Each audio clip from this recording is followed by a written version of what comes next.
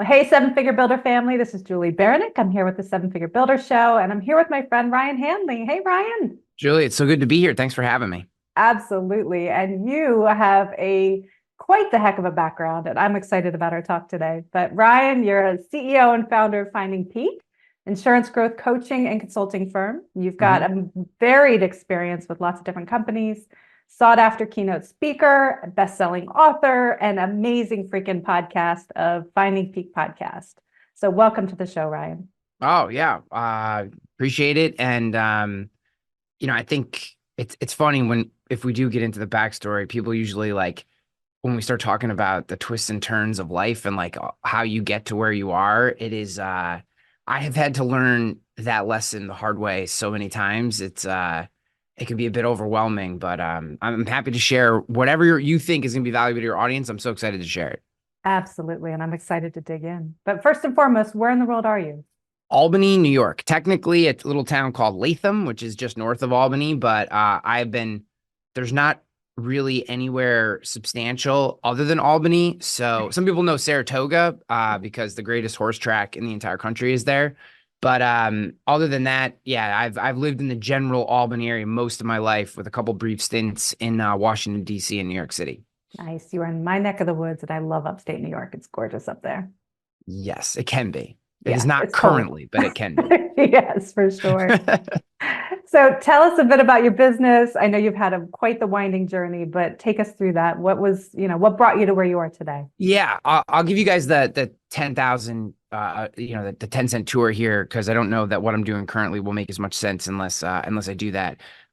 I you know graduated, well, I failed out of engineering school and limped into a math degree, did not want to become a professor, so I took a bunch of big corporate consulting jobs. I worked for a company called RSM McGladrey. I worked for American Express as a consultant, and I hated both of those jobs. Nothing against those particular companies, just my disposition and, in my early 20s, they weren't good fits.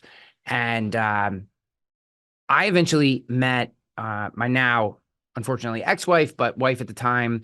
And I got into the insurance industry basically as like the dowry for her hand in marriage. Like my father-in-law, ex-father-in-law owned a small independent insurance agency. Like you've probably driven by 1,000 times in your life if you've ever been in a small town.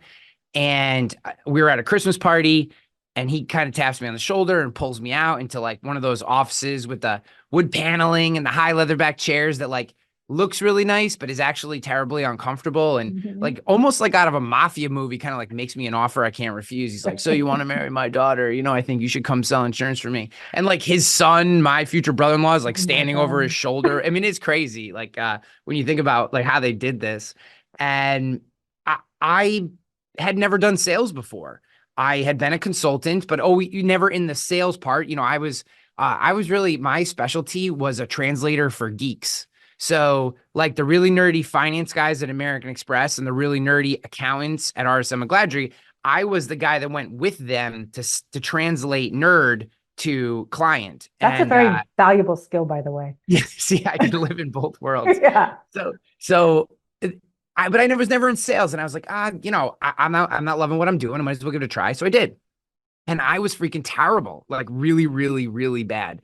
At least in the traditional sense at that time in my life. And after 18 months, my father-in-law called me into his office and fired me. And like any self-respecting young man, I got down on my knees and begged for him not to make me go home to his daughter and tell her that her dead father fired me. And he agreed to give me a 6 month kind of, turn your get your stuffer turned around. You know what I mean? I don't know if we're Mhm. allowed to swear or whatever. And I knew I had to do something different. So at that time, this is like 2008-ish. LinkedIn is kind of a thing. Twitter is barely a thing. But what I was starting to see were blogs had really kind of gotten past that 2004 to 2006 hump, and like people were reading them and commenting them, and it was a whole different world from today. But certainly, they were starting to not just be seen as like this wacky journal that people Right. would put nonsense in. And I I said, well, and I don't know where this thought came from, so I can't necessarily give it credit or whatever, but I said, geez, I've been doing this for almost 2 years. And I barely know this product, insurance. Insurance is very complex. Mhm. It's very boring. It's, they'll give you everything in the world and then use all this funky language to take it all away. And, it's Right. like this, you develop this arcane set of knowledge that is useless in any other field. And I said, well, geez, if I do this for a living and I don't know all the details, there's no way that people are purchasing this product should actually know. So what I started doing was just answering the questions that I would get at sales meetings in a blog, and I would post it online. And all of a sudden that started to work. After about 4 to 6 months, I started to get inquiries in, and that changed the course of my career. And I went on to do a whole bunch of stuff there that was, really wonderful and dynamic, and kind of created a name for myself in the insurance industry, in the digital marketing space. I did a lot of stuff on YouTube and Facebook, et cetera, all relative to their times and space and development. And after about 8 years, unfortunately, my brother-in-law at the time came up to me and said, hey, you just need to know you're never going to own a piece of this business. We're never going to give you a piece. Quote Wow. unquote, your name will never be on the box. And at 31 or 32, however old I was at that time, that was unacceptable to me. So I put my 2 weeks in, even though I had done all this work. I put my 2 weeks in, and I took a chief marketing officer role for a national insurance technology company. I did that, built a sister brand to the product, to create like a media company arm to this product, which today is kind of best practice. At that time, it was relatively new idea. This is like 2014, 2015. Went from zero to 500,000 eyeballs in less than 4 years, put 2 conferences on, $40,000 a month podcast inside the insurance industry, which is great. And then I ended up getting fired from that job. We can talk about that. I took another chief marketing officer role with a company that I was at for about a year. That just wasn't a great fit culturally. It just wasn't a great fit culturally. I then took a CEO job at a fitness franchise, because I thought, well, maybe since my own family didn't want me to own a piece of this company, and this other company I did what I thought was great work for fired me, and I kind of didn't necessarily get fired, but got nicely asked to leave from this other company. Maybe it's either me or it's the industry. Let me try something else. Mhm. And I grew this fitness franchise from 2,100 members to 3,000 members in less than 9 months, at which point I made the business so profitable that the founder came back in and said, you did a great job. Thank you. You're my largest expense. Hit the bricks. Oh my God. And I just was like, what is going on in the universe? Like, I'd like to believe that I'm honest, transparent, hardworking, energetic. Like I Right. love to show up. I love what I do. I build great teams. And I just kept running into this wall. Mhm. Maybe I'm meant to be an entrepreneur. So in 2020, March 9th of 2020, I launched my own commercial insurance agency called Rogue Risk. 7 days later, the zombie apocalypse happens and all hell breaks loose. That's the And reason? yeah, once again, I'm like, what did in another life, I must have been a bastard because this is not fun. And, but using a lot of the like content marketing, inbound marketing skills I developed in the past, I went on to create what was the third largest YouTube channel in the entire industry. Within 2 years, we were actually wholly acquired. And I recently exited from that in October of 2023, which was great. And got a tremendous amount of experience there. There's all kind of stories if you're interested. And that's what ultimately led me to what I'm doing today, which is Finding Peak is a growth coaching and consulting firm, specifically focused on like fractional CRO services.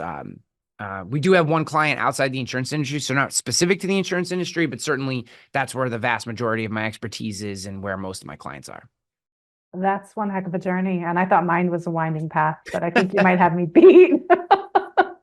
Somewhere in there, I managed to write a book and do 350 paid keynotes, which maybe all this is the reason I'm also not married. Who knows? It certainly is interesting what life presents you. Yeah. So what's your biggest takeaway from all that? So there's a couple things. I thankfully have been blessed with the ability to do some self-reflection, because I think it would be very easy to be like, screw all those guys. They just don't understand me, whatever. Right. Well, look, I mean, if I'm being honest, I have to consider the fact that while I believe that I gave every one of those opportunities 100+% of myself, which I just really don't have another gear, what I've come to realize is that I always thought that that's what people wanted.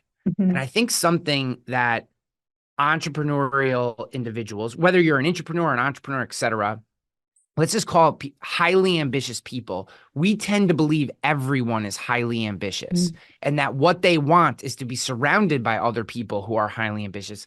And what I've learned is that is not the case. And what I was not good at for a very long time, I think I've fixed this, or at least gotten better at this to a certain extent. Um, I would look at people and I'd be like, why aren't you going as hard as you can? Like, I didn't understand. I couldn't relate to it. Yeah. Like, people would be okay. They would deliver a product and I I couldn't understand how they could deliver that product and be okay with it or work at a pace or accept an outcome or acquiesce to something that knowingly wasn't either in our clients, customers, or our own organizational's best interest, just to like get something done or to placate someone. I didn't come from that. It's not the way that I'm built. And I was I didn't know how to politically navigate uh I didn't understand power games. When it really came back to it is I don't understand power games. And what I've done since is a tremendous amount of research. I mean, start with the Bible of power games, the 48 laws of power, and then, kind of from there I've splintered into all different other books and lanes, not because I necessarily want to use power games against people. Just in all candidness, I have a fairly strong faith. I believe in God. I'm a Christian. Mhm. And I don't certainly don't want to use those things against other people in a way that puts them in a bad position. Right. However, I would have to be naive or purposefully ignorant is probably a better way to put it, to not think that others use those in their own lives and sometimes unknowingly. So by kind of being a little more self-aware, understanding that my way is not always the best way, that I have to know when to downshift, when to operate at a slower pace or a different pace for the betterment of the organization or for the betterment of a partnership, et cetera. I've been able to fix a lot of those things, but man, when I was in my early 30s, I was a freaking wrecking ball. I, I was just not self-aware at that time. Mhm. So as much as I did a lot of really incredible work, I think I also sometimes did it in a way that was combative or created friction or created issues in places that didn't need to exist. And now I'm aware of that. Yeah, and I appreciate the transparency. I can definitely relate to that of like, and I came to a similar realization myself of my 50% is most people's 100%. And Yeah. that's not to sound conceited or anything like that. It's just we work at different levels, Yeah. and so it's not the same. And I've had to learn to like, to assimilate to working with other people. You can't go 180% because you just blow everybody away. I'll give the audience a common example of this. So if you're highly ambitious, a lot of times you'll come home, and I do think that if you have a family and you have loved ones, it is paramount that you are present when you are with them. That is very difficult for entrepreneurial, ambitious people. It is very, very difficult, and this is something I've had to really work on. But when you're with your family, your kids, et cetera, whoever, your loved ones, your partner, spouse, whatever your situation is, it's very important that you're present. But okay, so they go to bed and you log back in. You're like, it's 9:30. I'm gonna go check my email. I got to send out a proposal. I'm gonna go see what's going on over here. Eh, The the vast majority of people in the world think that that is absolutely bananas and there's something wrong with you. And it took me a long time to realize that. Right. Right. I'd be blasting off emails and sending, hey, let's get feedback on this, or let's change this slide because, we're not really like, framing this properly. And, I'd have people come back, either other leaders in the team or people that worked for me, and they would be like flustered or feel like I was pressing too hard. And I'm like, no, I just log back in at 9:30. That's what I do. Like I Right. don't like you go binge watch Netflix. I log back into my email and get work done because that's what I enjoy.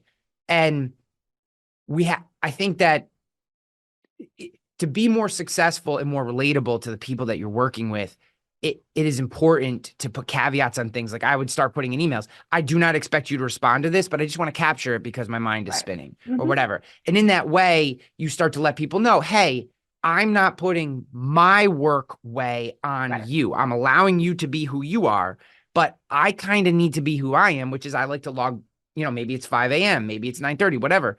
And those are like the little tricks and stuff that you start to learn that allow you to navigate through either organizations or in your own growth as an entrepreneur that we don't talk about enough. I feel like we're just like, go, go, go, hammer, and you're like, yes, but you also have to get along with people. You know Yeah. what I mean? Like we all can't be the bull in the china shop way. There are moments for that, but it can't be all the time. And I think that's something we don't discuss enough. Yeah, no, I agree. And I think that's why a lot of us gravitate towards being an entrepreneur, right? Because we have a particular way that we see the world, and either it's, 150% of most others or whatever the case may be, but a couple of things, you need healthy boundaries, right? Whatever they are for you. And even as an entrepreneur, you need to be able to communicate that to the rest of your team, right? Because I have the same thing of like, hey, I'm not expecting an answer tonight, even because I write an email at midnight. I don't want you to answer me tonight. It's there for Yes. you for tomorrow. And just setting that expectation with people helps you all work together in a better way. Yeah. 100%. Yeah, I love it. Um, so exiting your last company, can you tell us a bit about that? What was that journey like for you? Yeah. So we built a new model of independent insurance agency for, I'll give, and I think maybe this will help other entrepreneurs as they think through their own markets, whether, certainly most who are listening to this are probably not in insurance, but we all have these different dynamics. So in so taking insurance as a whole, breaking it down into a subset, my particular area that I operate in is the independent insurance space, which means not like a State Farm, et cetera. And most of these agents sell property casualty. So think like car insurance, home insurance, business insurance, liability, et cetera. Okay, workers' compensation. So that's the space. And it's organizations who operate independently and contract with carriers to sell their products. So it's very much like a distribution kind of supplier model. Okay. Versus I am an agent of a carrier and sell one thing. Okay. It's got its own dynamics. So in that particular space, there are two main methods in which there are two main customer experiences that are provided to people. There is the kind of new age, we'll call it post 2010 experience, which allows people to go online and buy insurance on their own. They're DIY, kind of go in, plug in your information, et cetera, purchase online. Then there is the much more traditional face-to-face, breathe the same air, the agency's probably within 50 miles of us. You get a very hands-on, very personalized experience, but it's very localized, a little slower, a little less dynamic. Those are the two main experiences that exist. I have, at different points in my career, as I explained, had a foot in both of those buckets. Right. And what I saw and believed is that while today every insurance consumer is having to choose between one of those two buckets, there is a large percentage of the population, and a lot of this is based on customer feedback that I'd received, both very specifically and through surveying, that there was actually a third experience that a lot of people want, that I believe the majority of people actually wanted, which was they wanted the ease of business of DIY, but they wanted to have someone behind there that could help walk them through the harder decisions, that maybe could put that stamp of approval. Hey, you didn't mess this up. This looks good. Let's go forward. So, and what I called that was a human optimized experience. I didn't market that out to customers, but that's what I called the experience internally in the industry. And the whole idea was, let's use technology, automation, third-party virtual assistants, et cetera. Let's use these tools that are at our disposal in 2020 to create situations in which when our human team members, when they're interacting with a customer, they're able to maximize their time with that customer. So I'll give you one more example, and then I'll actually answer your question. So think about the average interaction that insurance consumer has with their agent, et cetera, is about 20 minutes-ish. So the standard interaction for DIY is 0. You can't actually get to a human. It's very, very Right. small. You got to hit 0 17 Just times so and know, frustrating. the moon's Yeah. got to be in the sign of Aquarius, etc. So let's take, so the majority of the interactions that we have with humans as an insurance customer is with an independent agent. In that interaction, the average time actually spent on the phone is only about 5 minutes. Mm, Then the agent or customer service representative will either put them on hold or push them off the phone completely to do 15 minutes right. of transactional time. And I said I wanted to flip that on its head. I wanted 15 minutes of phone time so I could get to know you, understand your risk, who are you as a customer, and really build that relational trust value that's going to make you renew your policies, help you renew your policies with me over time, and drop the actual transactional time down to about 5. So that was the core concept. We were able to do a very good job of that. So much so that, like I said, we were acquired. And then I stayed on and was the CEO of that company for 17 months.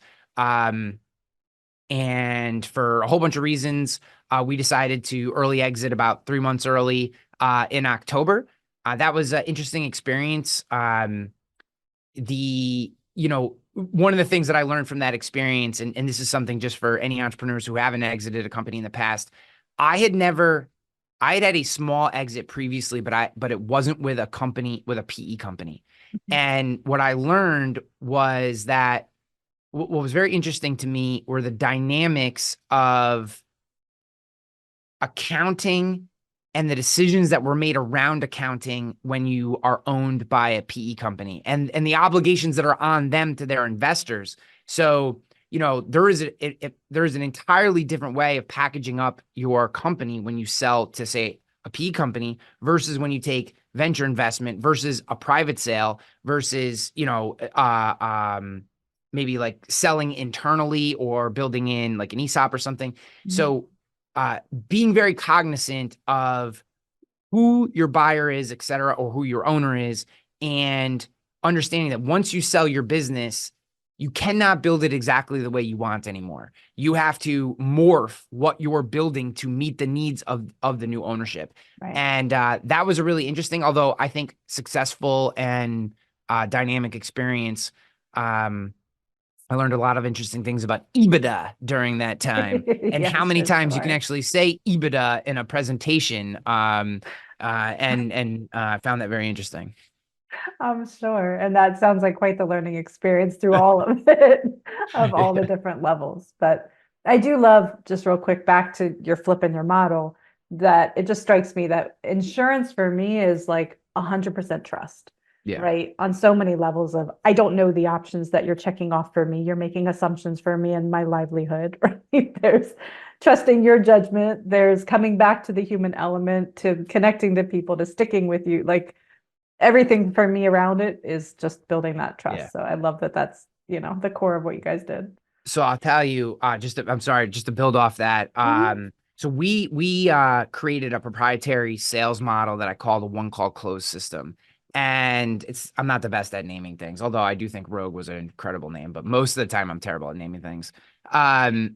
We called it the one call close model, not because you wanted to close people on one call, on the call, but because we wanted to be respectful of our customers and work them through a process in which a way they felt that they built the necessary trust to purchase from you through one call. Right. So to me, if the standard sales process takes somewhere between 3 to 4 phone calls in insurance, which is what it is,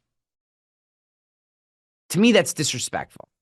If you're a business owner and you have your own stuff that you got to deal with, the last thing that you want is to carve out 4 separate Right. instances that you have to talk to an insurance professional.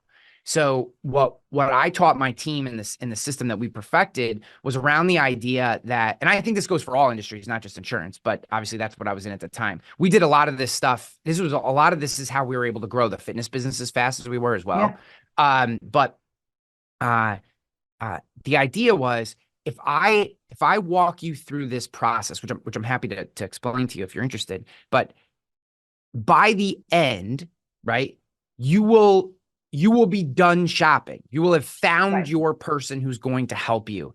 And because there's this common, and I think in some businesses this isn't the case, but I think in a lot of specifically professional services businesses, they believe that anyone that calls into me is somehow a price shopper, or they don't really care about relationship, or if they cared about relationship, they would have met me on the golf course. You know what I mean? Like these crazy like ideas that just aren't reality in 2024.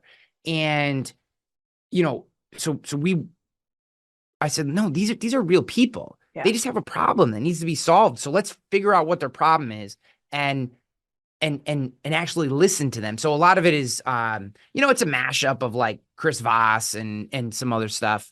A lot of open-ended questions, mirroring, Mhm. labeling, confirming, etc. Yep. But what we found is that say the average close ratio for inbound leads in the insurance industry is somewhere between 35 and 40%. I could take a new rep who would come in at about that percentage, right? That's about, if we brought Yeah. a new rep into our business, that's about where they would come in. And inside of 3 months, I could have them north of 80% close ratio. That's amazing. And that's how we scaled our growth Mhm.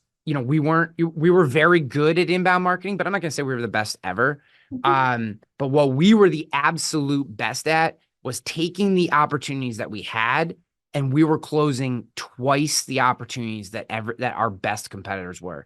And it it wasn't magic. It was like we just gave a shit about our customers and we listened to them. And it's Right. like incredible what you can actually do when you stop thinking about them as transactions and you start thinking about them as real people and what they need. And the example I gave, and then I'll be quiet for a second and let you ask a question. Obviously making words come on my face all is not a problem. But the way I used to explain it to them is, guys, imagine this is a video game, right? And all the Zennials and millennial Mhm. whatevers are going to understand this. This is a video game. And when you hit go on a video game, you have zero trust. And your goal is to get them to 100. Okay. Now you can have cheat codes, referrals, cheat codes. Your mom is a cheat code. They're all going to come in at higher levels of I trust love it. starting, so you don't have to work as hard. And I say during a lot of my keynotes, especially when I can tell people aren't listening, or like if they stick you on a keynote where like people are eating, oh my God, it's like my favorite. But is, people who work off referrals are lazy. And anyone who's listening to this, if you want to watch heads snap in an audience, Mhm. particularly if it's a more traditional audience, just tell them that working off referrals is lazy, and you'll see every head and audience go, boom, because They they all instantly think stop that that's eating. like their badge of honor. I work Right. off referrals, and I'm like, well, you're freaking lazy. Right. And because you're getting people at 50, 60, 70% on the trust meter Right. from the jump. If you But don't hit it out of the park. exactly. If you crush inbound marketing, if they're watching your videos and they already know who you are, maybe they come in at 20, 30%, but you got to get them the rest of the way. And the only way to do that is to actually listen to them, to follow up and to confirm that you understand what they really need. And if you do that, oh my gosh, there's just no other option. Once they hit 100, they're done shopping. It's over. You're their option. So that was our process. I love it. And that when you focus on it that way, which I'm 100% believer in, that is like we talked about earlier, the relationship-based lead generation, right? Like actually caring about your people. Yes. But when you focus on that assuming you have no trust and being able to take them to 100, the ones that come in at the referrals, you knock them out of the park Yeah. and Yeah. you'd be It's silly easy. not to. So Mhm. yeah, I absolutely love that. Yeah. Yeah. It's funny. The hardest part. So our process started with an open-ended question. Mhm. And I said, because everybody wants to get to info gathering, right? Everybody call comes in. It's like, oh my God, like how many, what's your revenue? How many locations do you have? What I mean, that we just can't wait to ask all those Right. questions. And it's like, this was the hardest part was to teach them. I said, you're going to ask him one simple question. Julie, thank you so much for calling. What's going on? How can I help? And then you up. Shut up. Stop talking. Silence is your weapon. Like, Mhm. what's going on? How can I help? And then just be quiet. And I said, if you can be silent long enough, they will literally give you the roadmap to closing the sale. They'll tell you, this person, they'll start with price usually, or some like thing that happened, surfacey thing. But if you're I want just be silent. Like literally, silence on the phone will win you every deal. Like just be quiet. And then they'll get into, yeah, but what really bothers me is that I've been a client there for 5 years and I've only gotten like one phone call from them. Mhm. And I'm just writing down needs more attention, proactive outreach. You're writing down the real reasons. And once you can finally tell they're out of gas, you say, oh, so I just want to be clear. So it's really important to you that like we reach out to you every year. Like that's something you really want. You know what? I just want to know you're looking at my account. Boom. You're mine now. I got Yeah. you. You told me what was important to you. Mhm. I heard you, Mhm. wrote it down, repeated it back to you, and then got you to confirm that that was the actual thing. Now that person price no longer matters to that person. Obviously, you have to deliver a good price and good product. I'm not saying it doesn't matter at all, but like the idea that they're only going to buy from you on price or only because you have some substantial product differentiation, all those things go out the window because you heard them, you repeated it back to them, and then they confirmed that that was the actual issue. That singular thing, there's a few more steps in there, but like that singular thing, if you can just get that, oh my gosh, your sales go through the roof. It's like a whole different ball game. That's amazing. And at the end of the day, people just want to be heard and understood, Yes. right? And when you do just that simple thing, they feel heard, they feel understood, and now they actually trust you because you have their best interest in mind and you actually care about what they're saying. This is a super life hack. Mhm. So you have a spouse or a partner or someone you care about who's another adult, you can do the same thing. Hey, how was your day? Listen to their day and go, yeah, so man, it really frustrated you that Tammy didn't, get you the TPS report that she was supposed to. Yeah. Oh man, that is frustrating. That's terrible. Boom. You just won partner points for the rest of the week or whatever. You know what I mean? Whatever your situation is, Yep. kids, friends. I mean, just this simple idea of listening to people, labeling or mirroring what they say, and then getting them to agree that that was the issue and then responding appropriately. It works across your entire life. It works it specifically in sales. It works. So yeah, but very tough because everybody wants to fill that space as I am doing right now. 100%. Absolutely. Well, and with that, I mean, you have your podcast, right? So you Yes. have an amazing podcast. Can you tell us about that? Yeah, so I have a podcast called Finding Peak. It is all about peak performance in business and life. I do talk a lot of insurance because obviously that's my core, but I have guests from inside and outside the industry. We do get a little nerdy once in a while, kind of like Joe Rogan does on like the what is it, the fight MMA Yeah. episodes that I don't really listen to those, but not that I have anything against MMA. It's just not like something I really care about.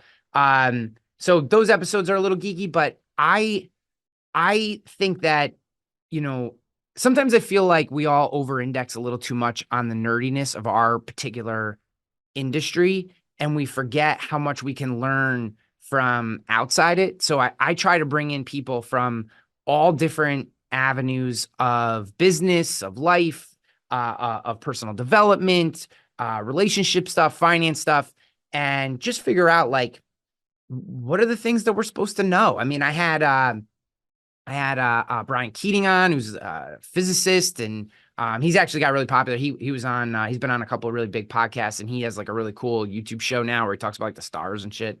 And he was really interesting because we were talking about like we were talking about how he navigates the world of being this uh I'm going to butcher some of it because, Yeah, yeah. I'm not that nerdy in his industry, but like astrophysicist professor.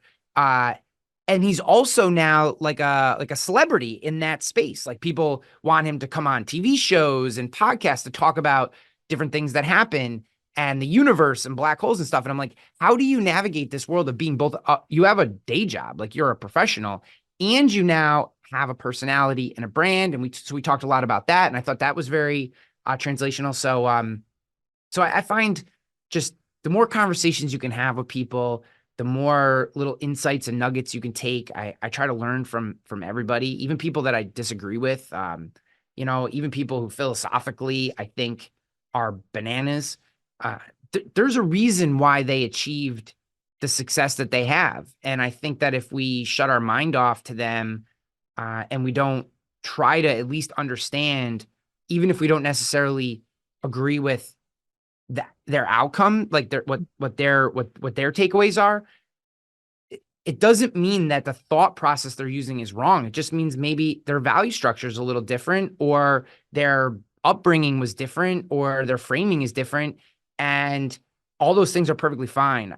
I do feel like in our culture, unfortunately, we have lost some of that ability. It's like, if you're not on my team, then I can't listen to you. Everything you say is wrong. And it's like, I don't know about that. I mean, I talk on my show, and I get hammered for this sometimes. I do talk politics once in a while. I mean, mostly I hate all politicians because they just seemingly were sending like our like lowest percentile human. It used to, it was funny. I was having a conversation with my buddy the other day. I was like, do you remember when being the president was like that Right. was the ultimate Prestigious. aspirational Yeah. goal?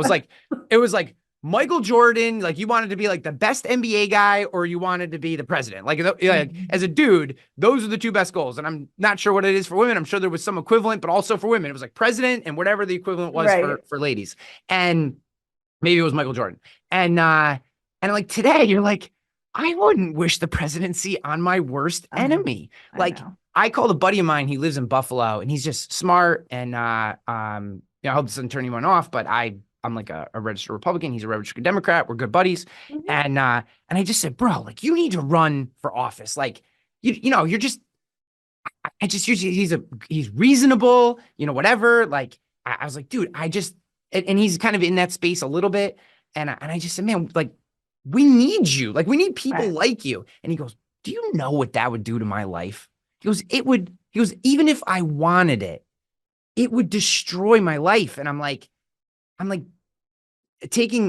going back to my point of listening to other people, I feel like the issue is not necessarily the publicity and stuff. It's that everybody is so unwilling to say, okay, I disagree with you maybe on that particular topic, but man, I can understand your thought process. It's just not my value structure.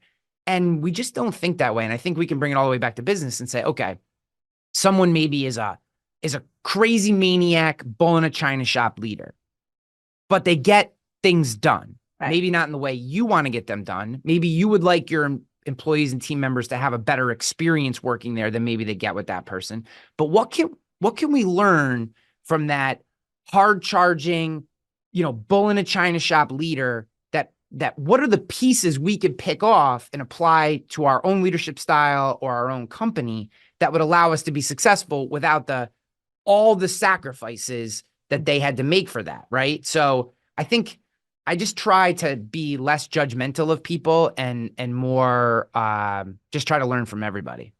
Yeah, I couldn't agree more. And I have to give a plug for podcasting. That's why I love podcasting so Yeah. much, is I have the opportunity to talk to brilliant people around the world and pull the pearls of wisdom out from them. Like, I think about if I could hire each of my podcast guests for an hour of their time, of their dedicated time, just teach me everything that you know. And I'm truly a human sponge. I just soak it all in. Yeah. That would cost me a freaking fortune. Yes. I have that opportunity with brilliant business owners around the world, and that's who I talk to, of 7, 8, 9+ figure business owners, Mm-hmm. to just glean that from them. It's freaking priceless, in my opinion. And you get to hear their life experiences, their personalities, and share it with lots of other people. Yeah. Like, this platform to me is it's just mind blowing. I couldn't agree more. It's wonderful that you're doing it. It's the more conversations we have, the more people you meet, the more I'm going to use cross-cultural, but not in a political sense, just different businesses, 100%. different Yeah. mindsets, different upbringings, different parts of the world, et cetera, that you can mix and match.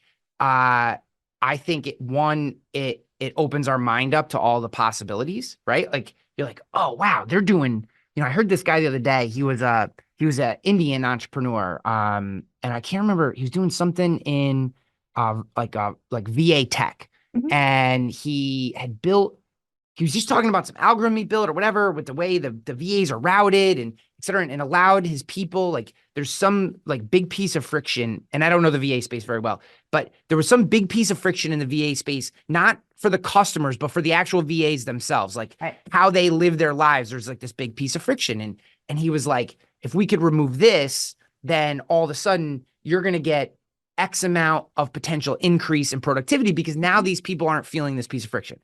And I was like, man, the way he framed it, I was like, I have no interest in the VA space. Mhm. I don't know anything about the Indian market, but I was like listening to his thought process. I was like, wow, like I'm going to take that as a mental model and kind of package that up Yeah, and it cross see what I can do applies. in my own space. And it's just wonderful that we have this today, that it is so much easier to consume. I mean, I don't know how Mhm. long you've been podcasting, but I started in 2012, and I mean, you had to have like an audio engineering degree from MIT to get a podcast out on the internet. I know. Today, it's so much easier. It's great. I know. I know. I was recalling, I was talking to my daughter yesterday, actually. And when I first started my podcast, I was teaching her how to do the editing for me because it is very, Yeah. simple than it was before I started. It was, even Premiere Pro. Like I would just Yeah. get the best of whatever I could get. Anyway, but I had her doing my editing and I was talking to her and I said, "Do you know why I had you do the editing?" She's like, "To save money." I'm like, "No." She said, "Why?" I said, "Because then you had to listen to every single episode that I had." Yeah. I said, "That's like a marketing degree, whatever. I mean, it's bigger Oh, than a marketing that's wonderful degree." parenting. Good for you. I love Thank that. That's you. awesome. And there's tax deductions and there's other things. But like primarily, truly, honestly, it Yeah. was she had to listen to every single episode and all these brilliant people that I was talking to. And if like, 2% of it soaked into her, then she's, worlds ahead of everybody else around It's her. So tremendous. That's tremendous. I love that. That's awesome. Good for you. yeah, thank you. So I'm curious, I mean, you've accomplished a ton of things in your professional, personal, across the board, right? But how do you define success? What does that look like for you? I think success for me, this is a relatively new answer. It's harmony in my life. I don't necessarily believe in balance, but I like the idea of harmony. I've been trying to reframe this because I've never had balance, and the idea of having balance has never worked for me. And through the work of Benjamin Hardy, and he's written some wonderful books. 10x is easier than 2x is my Mhm. personal favorite of his series, but some of his other work and a few others I've really come to say, like, am I in harmony? Am I working on projects I want to work on? Am I feeling satisfied and challenged by that work? And in the harmony pieces, am I able to fit my ambitious nature into my life and have the people who matter to me really fit? And when you think about the idea of harmony, it starts to say like, hey, maybe this, like, for me, I love to golf, but for me to be in harmony, I've found that having a country club membership and going golfing all the time takes me out of harmony. And that's really weird. It's a weird concept, but it's like, I love golfing. I love it.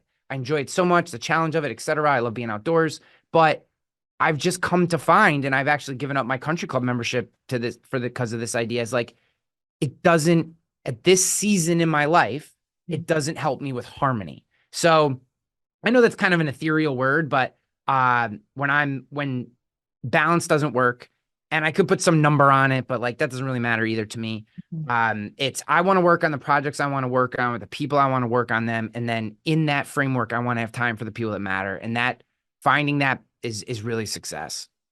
I love that. And I would agree 100%. I mean, for me, it's peace, right? Which I think correlates with your Yeah, yeah, harmony. It's that similar ideas. Yeah. absolutely awesome. And if you had the attention of the whole world for 5 minutes, what would you tell them? What you focus on is who you become. If you're flipping through reels, that's who you are. If you're working on projects, that's who you are. If you're showing love for someone you care about, that's who you are. So give attention to the things that matter to you, and life seemingly works out. I've had a bunch of really crazy experiences and things that I could control and couldn't control, and you know, as many ups as I've had really deep downs. And I found that through all of it, I have not fallen apart, and it's simply been I focus on the things that matter to me. And in those moments, that's exactly who you are. You're not the guy that got fired. You're the guy that's building a new company. You're not the guy that got divorced. You're the guy who wants to find a partner that you can really care for. And that framing answers a lot of questions. Maybe not all the questions, but a lot of them. For sure, for sure. And it just depends on what you focus on, right? You 100%. focus on the failures, you're going to continue to Exactly. focus on the failures versus Exactly. another way that didn't work and we move on forward. Exactly. I this to this point, I have a buddy. who got fired from his job. And it was a job he enjoyed, and it really wasn't his fault. It was a downsizing, etc. And it took him 2 years to get out of that funk because it was all he could think about. Well, who Mhm. wants to hire someone who got fired? And if I was a top 10% this, I wouldn't have gotten fired. And I'm like, I just had to be like, bro, dude, we have to think like you are so Yeah. talented. Like you're a great salesperson. This is just a thing that happened to you. Like, but all he focused on was that moment, and he, it became who he was, the guy that got fired, Yeah. and he couldn't get his head out of it. And all he had to do was change his mind, change his frame of reference to say, I'm going to focus on being the best salesman I can be. I'm a great salesperson. That's what I am. I sell things. And he could have gotten another job in a couple of weeks and been right back up on his feet. So, not a simple, not an easy concept, but I think very, very important. For sure. Absolutely. And Ryan, where can people find you online? How can they work with you? Check out your podcast? Yeah. Yeah. So if anyone is interested in learning more about me in a professional standpoint, you can go to ryanhanley.com. Podcast is there. If you do need fractional CRO services, obviously reach out. Happy to talk to you about what you need. And if I can help, and if I can't, I know tons of people that happy to refer you. And if you just want to connect, LinkedIn or Instagram, I'd say are the two best places. LinkedIn tends to be more business related content. Instagram tends to be more like kind of professional development, foo-fooey, quotes and stuff, but both are super fun. And any questions that anyone has or whatever, love to connect. And this has been a pleasure. Thank you so much. Of course. Of course. Yeah. Thank you for being on today. This was so much fun. Awesome. And if you found value in this episode, please do share it. That's how people find us. And you can find me at sevenfigurebuilder.com. And I'll see you on the next episode.